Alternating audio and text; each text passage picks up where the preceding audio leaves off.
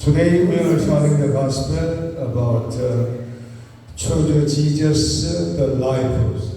Karong adlaw atong paghisgutan ang mensahe nga naguluhan og pilian si Jesus ang kinabuhi. Bible says Deuteronomy chapter 30 verse 19 to 20. Ang Biblia nagaingon diri sa Deuteronomio 30, 19 hangtod 20. Deuteronomio 30, 19 hangtod 20.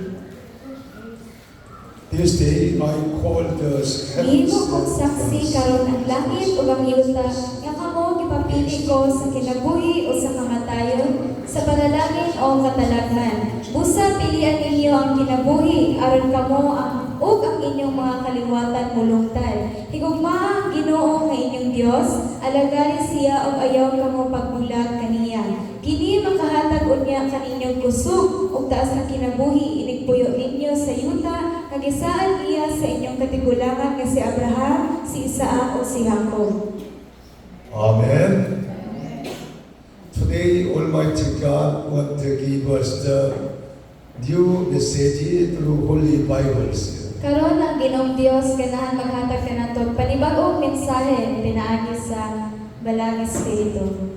Holy message, Holy Bible will make all of us new lives. Ang Balang Espiritu ug ang balaang pulong sa Dios makahimo kanato balaan nga kinabuhi. Because of the Bible says, through Jesus Christ, the old has gone, the new has come. Kaya ang Biblia nagaingon nga pinaagi ni Ginoong Jesucristo ang daan miagi na ug ang bag-ong miabot na. When you are in Christ Jesus, we can starting the new life every day. Kung ikaw anaa diha ni Ginoong Jesucristo makahimo ka sa pagsugod sa imong bag-ong kinabuhi matag adlaw. So yesterday already passed away, we have a new day. Ang gahapon milabay na gayud og naagi tayo bag-ong nga adlaw. So we cannot choose our parents, nor can we choose our country, the time of our birth or our environment. Dili kita makahimo pagpili sa atong mga ginikanan, bisan sa atong nasod, sa takna sa atong pagkatawo, o bisan sa ato ang palibot. Since we must live according to our predetermined destiny regarding these matters, we have no freedom to choose. Tungod kay kinahanglan natong mabuhi subay sa gitakda na daan nga kapalaran bahin niining mga butanga ug tungod niini wala kitay kagawasan sa pagpili o pagdesisyon. However, we can choose the field of our lives. Apan aduna kitay kagawasan sa pagpili sa pipila ka bahin sa atong kinabuhi. We can freely choose marriage, occupation, and place of the residence like this. Mahimo kitang mopili sa atong kapika sa kaminyoon, sa trabaho o panginabuhi o bisan sa dapit nga atong puy-anan. Your right choice will make your future bright. Kung gusto ang imong pagpili o pagdesisyon, makabuhat kining maayong kaugmaon. However, wrong choice bring the misfortune and failure in your life. Apan kung sayop ang imong mga desisyon o pagpili, resulta kini sa kalautan o kapakyasan. So I pray that through the word of God given to us today, you will make the right choice and give glory to God. Karon akong giampo nga pinaagi sa pulong sa Ginoo nga gihatag kanato karon, makahimo ka pagdesisyon og maayo ug makapahimaya sa Dios. That's why I tell you the truth, greeting each other, choose Jesus. Choose Jesus. Hallelujah. This is our compass. I choose you, my Lord Jesus Christ. Kinahanglan nato ning isugid nga atong pilion ang atong Dios nga si Ginoong Jesucristo. When you compare and you follow this one, you will be prosperous and successful in your life surely. Kung kita mosugid ug mosunod niini, mahimong malangbuon ang atong mga kinabuhi. Number one, God gave the people the freedom of choices. Diri sa sinugdanan, gihatagan sa Dios ang tawo sa kagawasan sa pagdesisyon pagdesisyon o pagpili. First man Adam was created and could enjoy everything in the Garden of Eden with God Almighty. Ang unang atawo nga si Adan gimugna o gitugutan sa pagtagamtam sa tanang butang sa tanaman sa Eden kauban ang Ginoo. Likewise, God is very good. God is working with us. Sama ni ana maayo gid kayo ang atong Dios nga siya nagpamuhat uban kanato. And then our God put the blessing all of us. Ug ang atong Dios ganahan magpanalangin sa matag usa. According to the Bible, Genesis chapter 1, 26 to 27. Sumala diri sa Biblia diri sa Genesis 1:26 hangtod 27. Genesis 1:26 hangtod 27. Let us Unya make ingon na sa mankind Dios. in our Buhaton image. nato ang tao sama sa atong gagway. Sila mo ay magbuot sa mga isda, sa mga langgam, sa mga kahayupan o sa tanang ihalas sa kanila. Usay gibuhat sa Dios ang tao, lalaki o babae, sama sa iyang gagway. And over all creatures and move along the ground. Amen.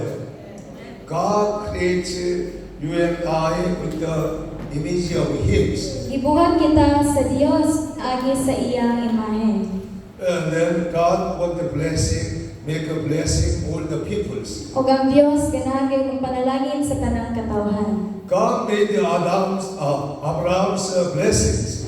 Sama nga gibuhat ni Abraham, gibuhat sa Dios si Abraham nga usa ka panalangin. I'll make you blessing, God said to Abraham. Miingon ang Dios ni Abraham nga himuon ko ikaw nga panalangin. And then we are the descendants of Abraham. O kita mga kaliwat gayon ni Abraham. That's why God want to make you and I blessing like Abraham. Mo nang sama ni Abraham ganahan ang Dios nga mahimo ta sama niya nga mahimong panalangin. If you believe these words and follow all the scriptures, you will be a blessing like Abraham surely. Kung imo kining tuuhan mahimo gyud kang panalangin o mapanalanginan ka sama ni Abraham. That's why we must study Bible very carefully how to follow the pace of Abraham. Mo nang kinahanglan natong tun-an pag-ayo ang Biblia kung unsa ang pagsunod sama sa pagtuon ni Abraham.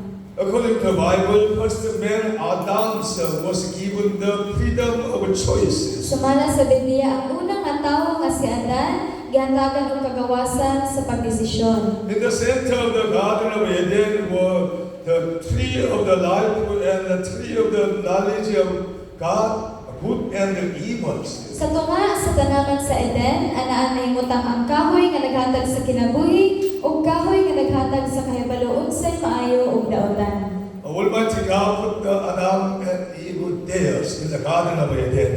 Ug ang Dios iya gayong gibutang si Adan ug si Eva dito sa tanaman sa Eden. God said to them, God warned Adam that making a wrong choice would lead to terrible consequences. Ug maingon kayo ang Dios ug ipasidan-an sa Dios si Adan nga ang pagbuhat og sayong nga desisyon mosangpot sa kalaglagan. Bible says Genesis chapter 2, 15 to 17. Diri sa Genesis 2:15 hangtod 17, Genesis 2:15 hangtod 17. The Lord God took the man and put him Unya gibutang sa Ginoong Dios ang tao sa tanaman sa Eden aron mo'y magatiman o magbantay niini. Giingnan niya ang tao, makahimo ka pagkaon sa mga bunga sa tanang kahoy sa tanaman. Gawas sa kahoy nga naghatag sa kahibalo, unsay maayo ug unsay daotan. Kung mukhaon ka niini, nianang adlaw mamatay ka gayon. God said to him very carefully and then warming still. Ipasidan-an kayo sa Dios si Adan pag-ayong hitungod niini. Almighty God said to us through Holy Bible, Holy Spirit, likewise today also. Sama niini nga kapasidaan ang Dios ni Adan kita usab karong adlaw gipasidan-an sa Dios. We must be carefully hear the word of God and practice it, obey it. Kinahanglan kitang paminaw pag-ayo sa purong sa Dios o sundon kini. And then one day the serpent approached to Adam and he was wrong choice and temptations. Pag-usa niya nakaadlaw giduol sa bitin bitin si Adan ug si Eva ug nakahimo kini sa sayop nga desisyon o temptasyon. Be careful to your life. Do not allow the serpent, evil spirit, evil desire in this world to come to your life. Kinahanglan kitang mag-amping sa atong mga kinabuhi ug dili nato hatag higayon ang daotang espiritu niining kalibutan nga mosulod sa atong kinabuhi. That's why as a Christians, we must protection our life, our thinking, our minds. Mao nang isip mga Kristohanon, kinahanglan natong protektahan ang atong mga hunahuna, ang atong mga kasing-kasing. Genesis chapter 3, verse 1 to 6 says, Diri sa Genesis Kapitulo 3, versikulo 1 hangtod 6, Genesis 3, 1 hangtod sa 6. Sa tanang mananap nga gibuhat sa Ginoong Dios, ang bitin mao ang labing limbungan. Ipangutana sa bitin ang babayi, gidid-an paday kamo sa Dios pagkaon sa bunga sa tanang kahoy sa tanaman, mitubag ang babayi. Makakaon kami sa mga butang bunga sa tanang kahoy sa tanaman. Gawas sa kahoy nga anaa sa tilawala niini. Gidid-an kami sa Dios sa pagkaon ug bisan gani sa paghikap ni anang kahoya.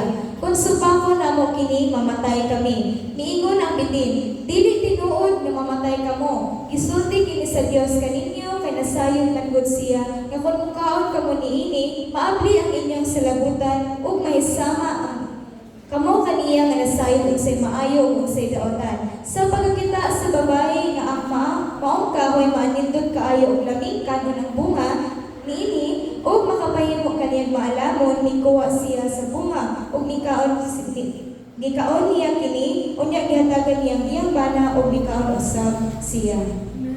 Amen. We must be careful to hear the message and the word from someone. Instead of that, we must hear the voice of God and the Holy Spirit. Kinahanglan kitang mag-amping sa pagpaminaw sa pulong sa uban o may tungod diini kinahanglan nato ang pulong sa Dios ang atong paminawan pag-ayo. Yesterday I was preparing message and then we must repent Adam's Paul and this misfortune about all mankind.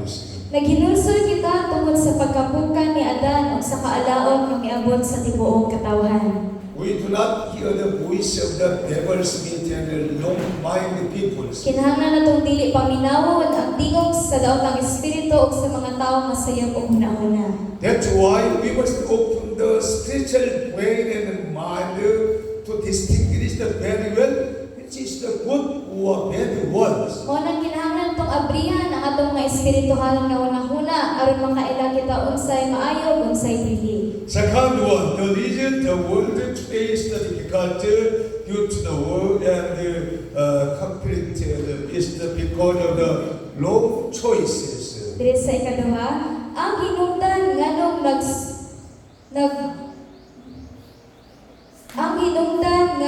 nagsugod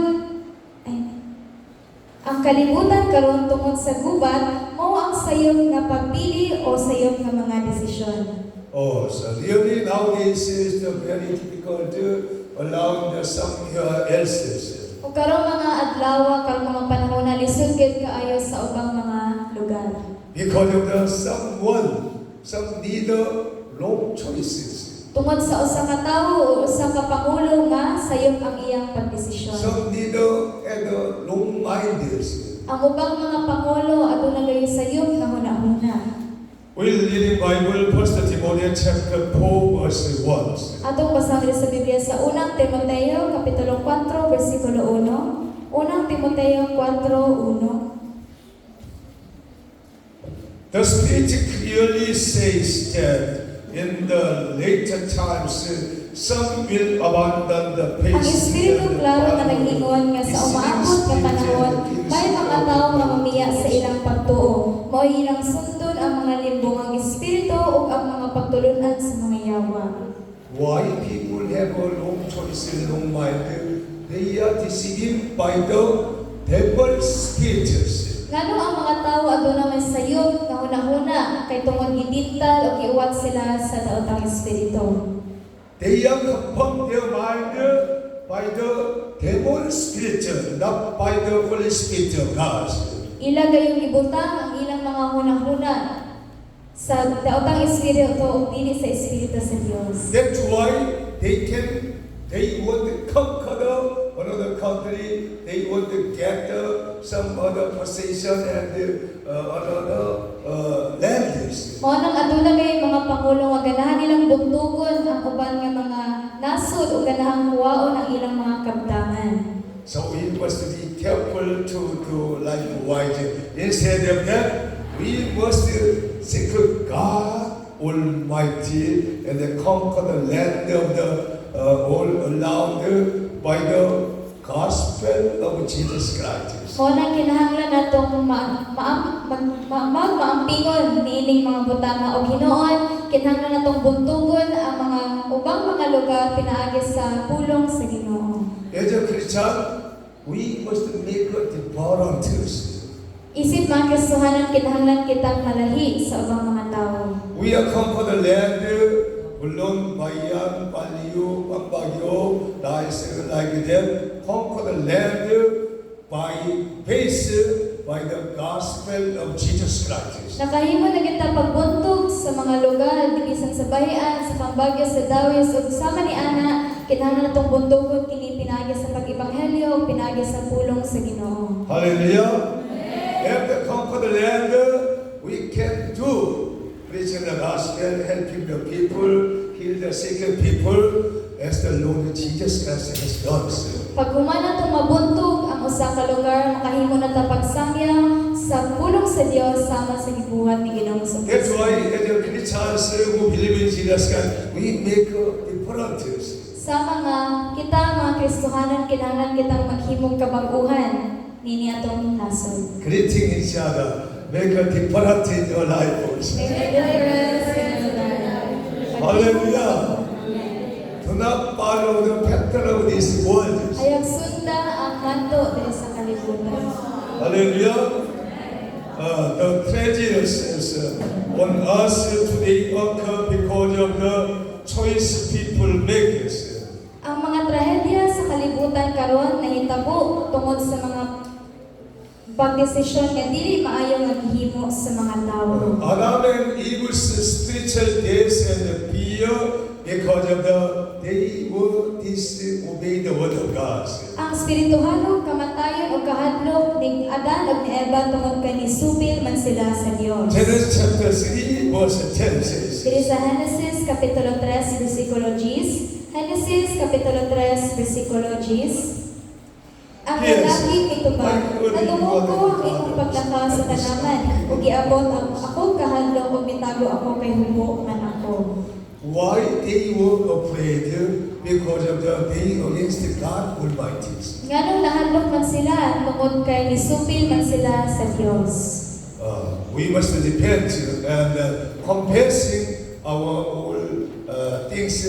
Do not hide your sins, your face before the Lord God Almighty. Sa mga kinahanglan kitang maghinulsol sa atong mga sala o dili nato taguan o dili nato tago dili nato itago ang atong mga nawong dira sa Ginoo. We must open our mind, even though we can make mistakes and sins. We must confess and refreshing very rapidly. Kinahanglan natong abrihan ang atong mga nauna ang abisa nakabuhat kitag mga sala kinahanglan natong bag-ohon ang atong mga kawalingon. As a result of the disobedience of Adam and Eve, the earth was cursed according to the Bible, Genesis chapter 3, 17 to 18. Tungod sa pagkamasupilo ni Adan ug ni Eva, gitunglo ang kalibutan diri sa Genesis 3, 17 hangtod 18.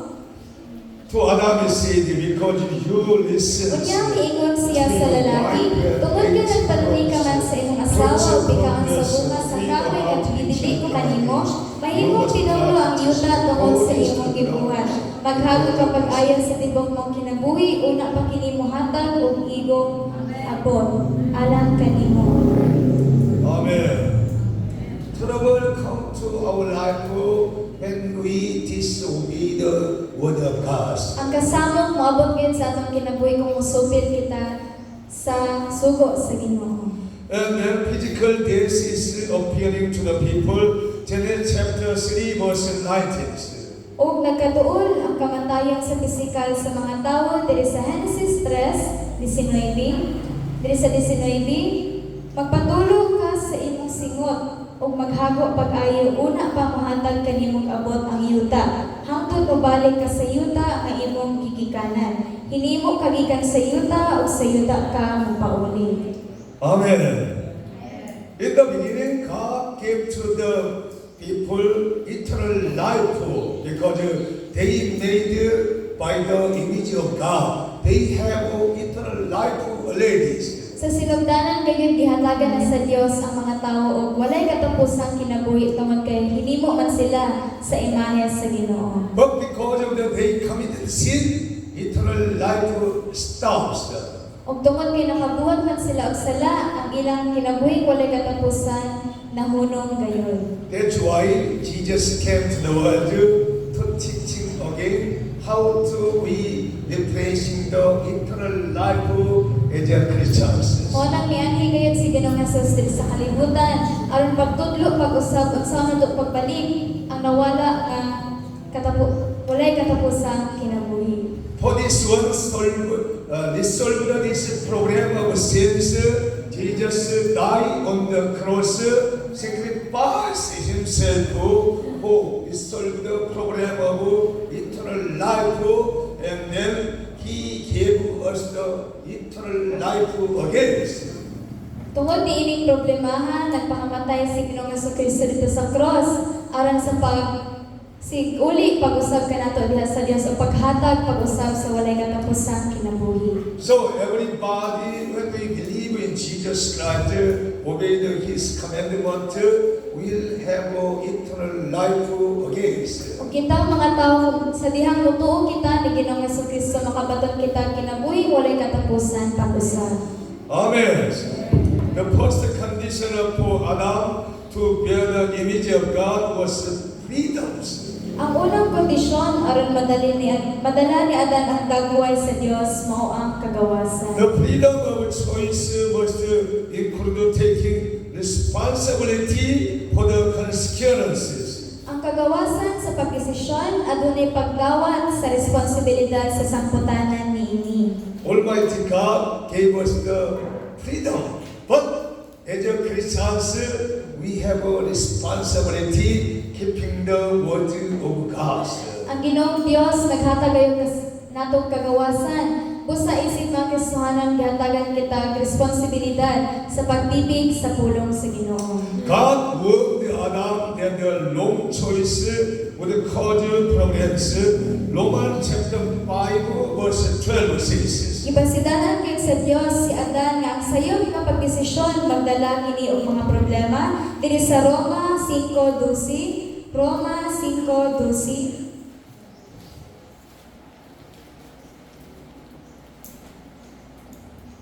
Miabot sa kalibutan ang sala pinaagi sa usa ka tawo ug ang sala nagdalag kamatayon. Busa may kaylap ang kamatayon ngadto sa tanang katawan kay nakasala man ang tanang tawo. That's why our Lord Jesus Christ came to the world to restoration our condition again. Because God so loves the whole you and I, worldly peoples. Mo nang miani si Ginoong Jesucristo diri sa kalibutan at sa pagbalik sa nawala nato nga relasyon dira sa Ginoo. As a man, we cannot solve this problem of sins. Isip mga tao dili nato mahimong masulbad ang problema sa sala. So I tell you the truth this morning, do not blame others for wrong choice. 2 Corinthians chapter 11:3. Mo nang isultihan kita karon nga ayaw basula ang uban sa imong sayaw nga pagdesisyon diri sa ikaduhang Korinto 11:3. Ikaduhang Korinto 11:3. But I am afraid that just as the Eve was deceived by the serpent's cunning, your mind is Nahanap ako nga masaag ang inyong nauna ug biyaan ninyo ang bukos ug lunsay nga pagigugma kang Kristo sa samang paagi nga si Eva ipasalaag sa lansis sa bitin. Amen. Do not lead your heart as Adam and Eve has done. Ayaw ihisama ang imong kasing-kasing sa gibuhat ni Adan ug ni Eva. We must make a purify holiness heart heart through the word of God, like Jesus Christ, and then be faithful, be honest in all matters. Kinahanglan itong maghimo o putli nga kasing-kasing sama ni Ginoong Jesucristo ug mahimo kita nga Almighty God want to make all of us very purified Christians. ang Ginoong Dios kinahanglan magbuhat ka natong mga putli nga mga Kristohanon. We need understanding. Opening us physical desire with the word of God through Jesus Christ. Kinahanglan itong mahisabtan nga ang pagbuntog sa mga tinguha sa lawas pinaagi lang ngayon ni Ginoong Jesucristo. Jesus Christ also fall into the temptation, but he was choice good things, understanding Bible very well. Si Jesus itintal usab siya apan nahimo siya nga magmalampuson. Bible says in Matthew chapter 4, 3-4. Diri sa Mateo 4, 3 hangtod 4. Mateo 4, 3 hangtod sa 4. The tempter came to Jesus Kung ituon Christ. kaniya ang yawa You are the Son of God. tanan ka man kaha sa Dios himo ang pan kining mga bato. Mitubag sa Jesus ang kasalanan ng ingon, ang tawo mabuhi dili sa pan lamang kundi sa matag pulong usab nga gisulti sa Dios. Amen. We must overcome all kind of this world situation.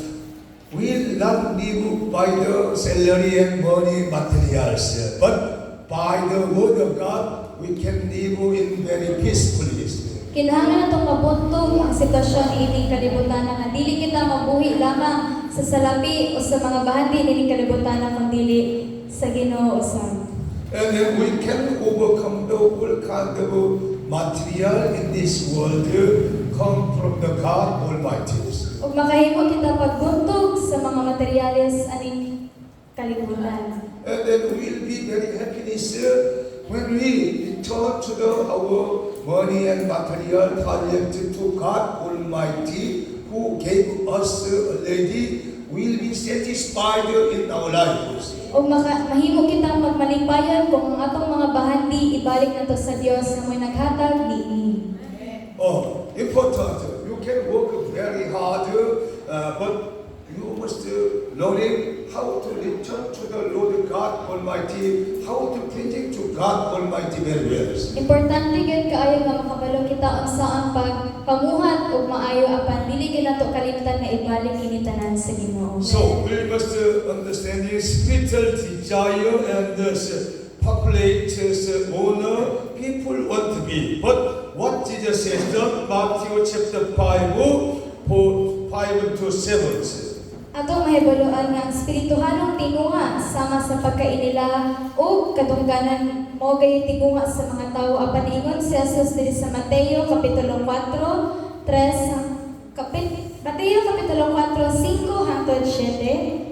Then the devil took him to the holy city. Kunya gidala si Jesus sa yawa nga sa Jerusalem, ang balaang syudad, ug ipatindog siya sa kinatasang bahin sa templo.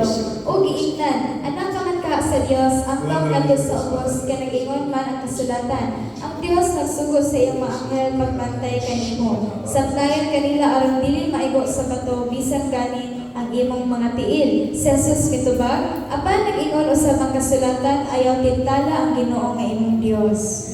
Amen. This is the important instruction to us. When somebody want to accompany to temptation, fall into the temptation situation, you must tell them, do not test the God, do not test me. And then you must keep your mind, your feet, your hand very well. Ug sama niini nga kung naa kani mga tawo nga mudali nato sa pagpakasala kinahanglan tong isugid nga dili tintalon ayaw tintala ang Dios o makahimo kita pagpugong sa atong mga kamot bisan sa atong mga tiil. You can say to them, do not test me, do not bring me the unclean places. O makahimo kita pag-ingon kanila nga ayaw ako tintalag, ayaw ako dalas sa lugar ng lugar. Hallelujah. When you say like that, evil spirit will depart from your heart. O kung musugid ang sama ni ini, mo bahawa kayo ang daotang espiritu sa atong kasing-kasing. And then you will be set free in your life. O mahimo kitang magawsanon sa atong mga kinabuhi. God wants to give us the real freedom and happiness in life. Si Ginoong Jesucristo maghatag kayon kanato tinuod nga kagawasan. Also, pride of this world, the wealth, power will make you very different person. Matthew chapter 4, 8 to 11 says. O ang galbo diri sa kalibutan sama sa mga bahagi o gaho maghimo kanimo nga lahi nga tawo. Diri sa Mateo 4, 8 hangtod sa 11. Again, the Kita na si Jesus sa yawa nga sa usa ka habog kay bukid o gipakita kaniya ang tanang harian sa kalibutan ug ang iyang kanindot ang yawa mingon. Ihatag og kanimo kining tanan kung muluhod ka o musika ka nako. Mitubag si Jesus pahawa sa tanas. Ang kasulatan nag-ingon simbaha ang Ginoo nga imong Dios ug siya lamang ang halagari. Busa ang yawa mibiya kaniya ug unya nangabot ang mga anghel ug miatiman kaniya. Amen. This is the very powerful message to all our Christians. Somebody will tempted by some situation. You must tell them like why this. You must tell them,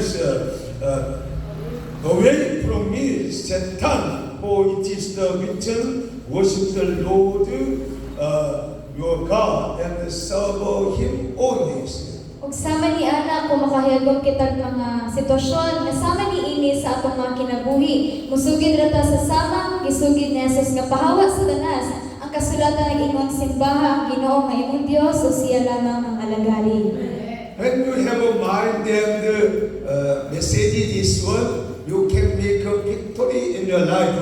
You will never fall into the temptations. Kung adunang kitay hunahuna nga sama ni ini makahimo kita bago mahuna-huna o dili kita mahulog sa tentasyon. Jesus Christ, who overcome the all temptation with the word and achieved the complete victory, showing the example to live by the power of the word.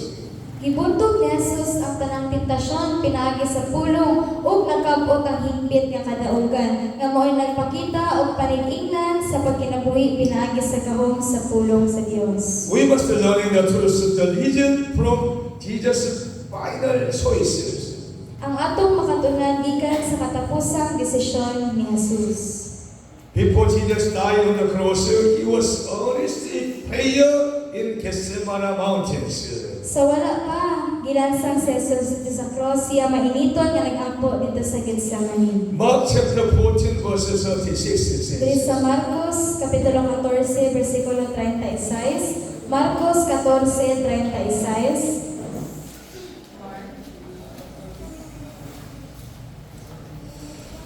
Jesus prayed Ingon like, siya, Abba, Amahan ko, Father, mahimo mo ang everything is tanan, possible. kuha ang hinigupag Take this ikan cup na ako. from me. Apan dili ang Yet akong not pagbuot what o I ay will, matuman but kung dili ang what imo. you will. Amen. We need to pray like this one when you have a trouble and suffering problems. Kinahanglan kitang mag-ampog sama ni ini kung naa kita'y mga kasamok sa atong kinabuhi. And the Almighty God listen to your prayer and then you will be set free. Ug ang Ginoong Dios, maminaw gayud sa imong pag-ampog ikaw mahimong gawas. When Jesus prayed like white honestly over there, the disciple of Jesus Christ all was asleep. Sa dihang nag-ampo ug nga mainiton si Ginoong Jesucristo, ang iyang mga disipulo namatulog lamang. Exhortations to the sleeping disciples, Jesus came to them. Mark chapter 14, 37 to 38. Midul si Ginoong Jesucristo diha kanila iyang gindasig ang iyang mga tinun-an nga natulog diri sa Marcos kapitulo 14, 37 hangtod 38. Then Jesus returned to his disciples Pagkabalik siya ngadto sa iyang mga tinun-an ug iyang naabtan nga natulog silang tulog. Sa Simon kay Pedro, Simon natulog ka diay, dili ba ka gayon makahimong pagtukaw sa busa lang ka oras ug siya miingon kanila. Pagtukaw ug pag-ampo aron dili ka mawala padaog sa panulay. Anta ang Espiritu apan luya ang lawas. Amen. The disciple of Jesus got even those Apostle Peter was sleeping. Jesus watching them and then prayed for 1 hour. Ang iyang mga tinunan nga bisan si Pedro natulog ra gayud ug giingnan siya ni Jesus nga pag-ampo bisan sa usa ka oras. When you pray 1 hour every day, you will not fall into the temptations. Kung ikaw mag-ampo gayud bisan usa ka oras lamang sa usa ka adlaw dili gid ka mahulog sa tentasyon. Why so many people fall into the temptation and depart from the Lord? They do not pray very well every day. Nganong daghang mga tawo ang mahulog sa tentasyon kay dili man sila mag-ampo matag adlaw. Through prayer, we can overcome the whole kind of scheme of the devil's latest dance. Pinaagi gid sa pag-ampo atong mabuntog ang tanang buhat sa yawa. That's why Jesus stands confidently before the governor. Matthew chapter 27, 11 to 14. Muna si Jesus ni barong gayud nga malig-on at tubangan sa usa ka gobernador diri sa Mateo 27, 11 hangtod 14. Mateo kapitulo 27, bersikulo 11 hangtod 14. Meanwhile, Jesus Si stood Jesus before the nagtutog ang governors. tubangan sa Romano gobernador. Ug gipamangalan siya sa gobernador. Ikaw ba ang hari sa mga Hudyo? Si Jesus mitubag. Isulti nimo apan wala niya tubaga ang mga sumbong sa kadagkuan sa mga pari o sa mga punuan sa mga Hudyo. Busa mingon si Pilato kaniya, wala ka ba makadungog sa tanan bilang mga sumbong bato kanimo? Apan wala matubag si Jesus bisag usa ka pulong busa na tingala pag-ayo ang gobernador. At that time, Roman soldier governor had a very strong power, can use and can crucify this.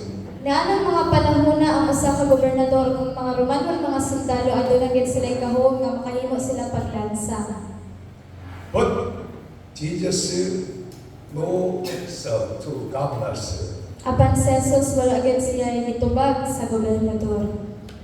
because Jesus had no allow about the will of God very well. Kaya si Ginoong Jesucristo nasayod kayo sa kabubuton sa Dios. Jesus had a mind very strongly. Governor Pilato, you cannot kill me. There is no permission from God Almighty.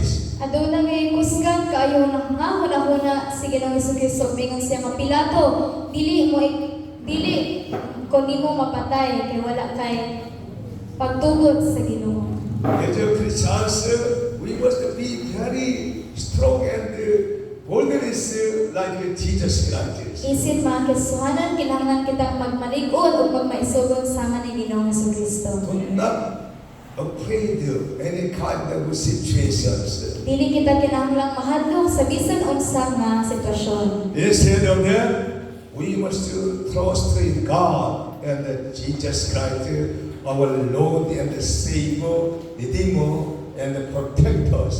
Mao na kinahanglan natong mosalig ni Ginoong Jesucristo nga mao atong magtutubos ug atong tig-protekta.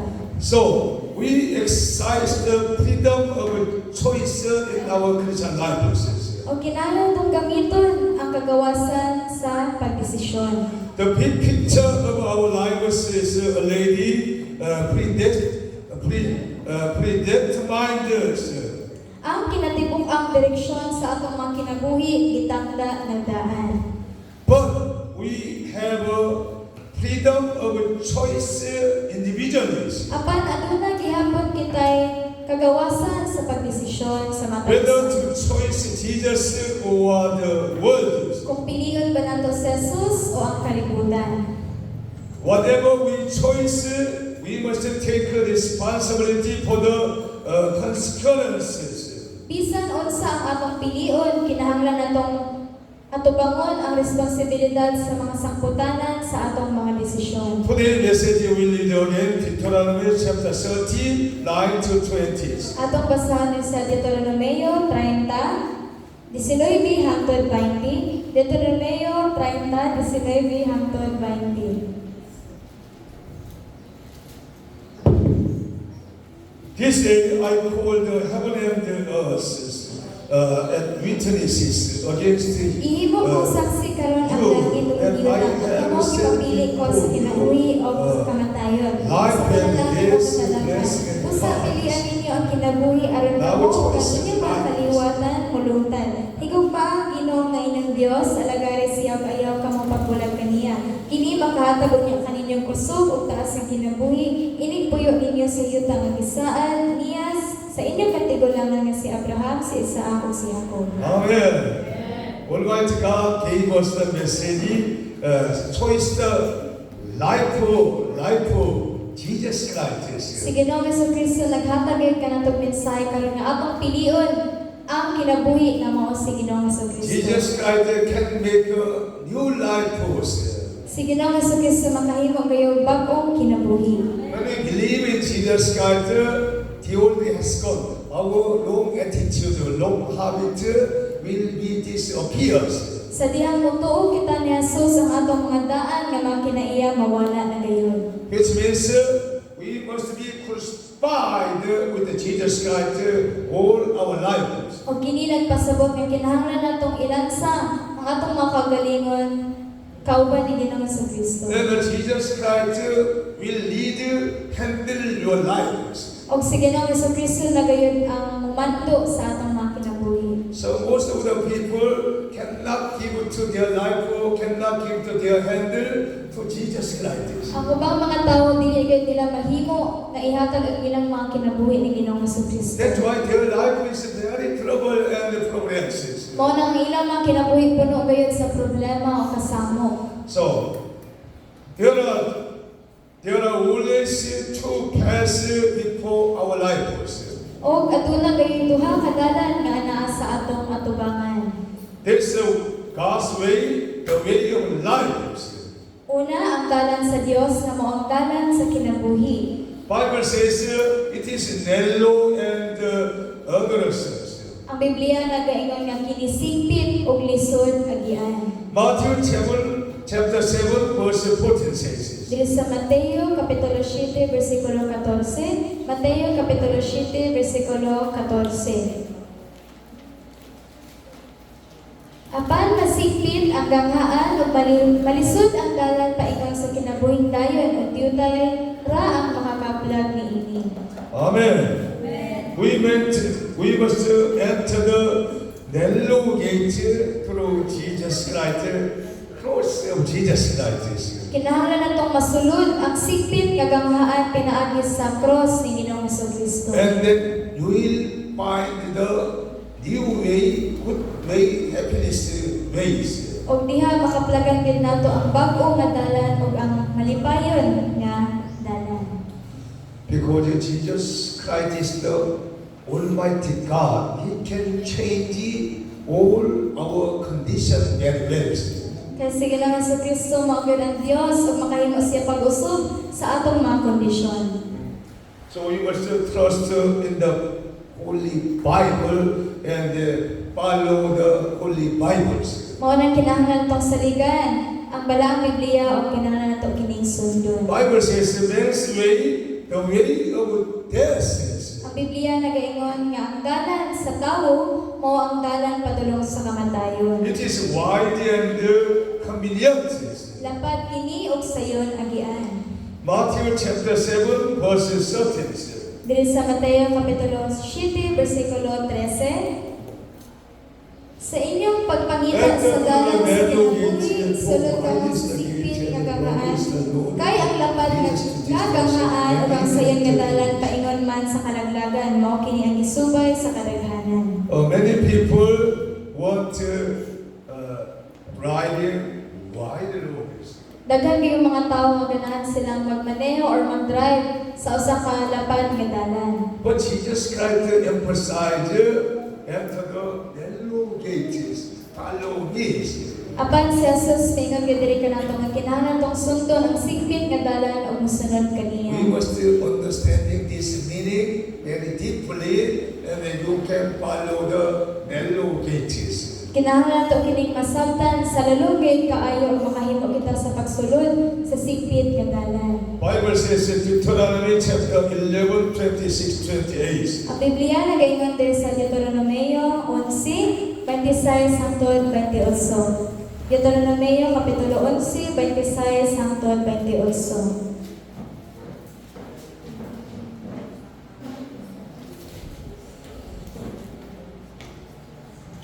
Timani ninyo nga karong adlaw ipapili ko kamo sa panalangin o sa tunglo. Panalaginan kamo kung tumanan ninyo ang mga sugo sa Ginoo nga inyong Dios nga gihatag ko karon kaninyo. Apan tunglongon kamo kung dili ninyo tumanan ang iyang mga sugo o kung kamo motipas sa dalan nga paagian niya kaninyo o inyong simbahan ang laing mga Dios nga wala ninyong simbahan kaniadto. Amen. Do not follow the honor God and the long traditions. Kinahanglan natong dili sundon ang laing mga Dios o ang sayon nga mga tradisyon. It is looks like a good, but will lead your life to destroy the destructions. Makita nato kini nga daw usa ka maayong nga butang apan makahimo kini kalaglagan sa atong kinabuhi.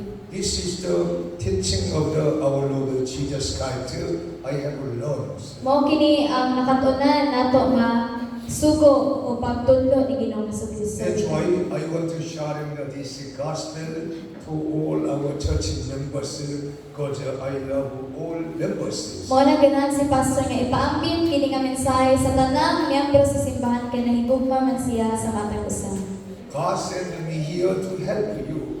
Who do not fall into the temptation, do not destroy your lives. Ipadalagit si pastor diri aron sa pagtabang kanato nga dili kita malaglag sa atong mga kinabuhi. So let us live according to the word of Jesus Christ. O kinahanglan kitang magkinabuhi sumala sa pulong ni Jesus. Let us seek first His kingdom and His righteousness. Matthew chapter 6, 29 to 33. Kinahanglan natong pangitaon pag-una ang iyang gingharian ang iyang pagkamatarong diri sa Mateo kapitulo 6, 29 hangtod 33. Mateo kapitulo 6, versikulo 29 hangtod 33.